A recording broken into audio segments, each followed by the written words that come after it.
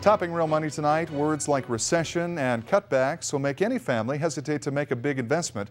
When it comes to finding a place to live, many families are weighing their choices. Should we buy or rent? Our Rachel Embler tells us how amidst all the news of gloom and doom for the housing market and the economy, one family still decided to buy. Come over here.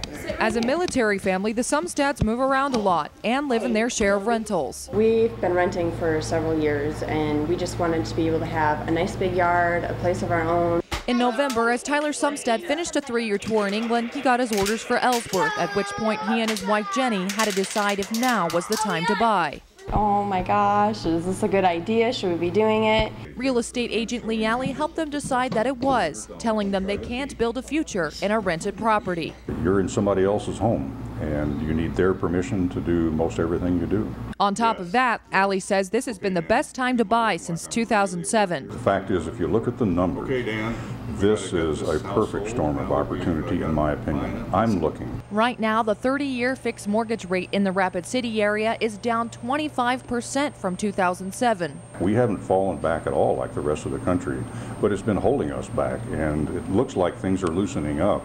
Mortgage lenders say you should be willing to spend up to 1/3 of your income on rent or mortgage. The advice used to be no more than 25%. So Alley says even though the numbers look good, it's important a family be sure it's the right decision. I asked the family to think through, okay, you really want this home, you're excited about it, but a year later, will you wish that you weren't making such high house payments so that you could enjoy the rest of life?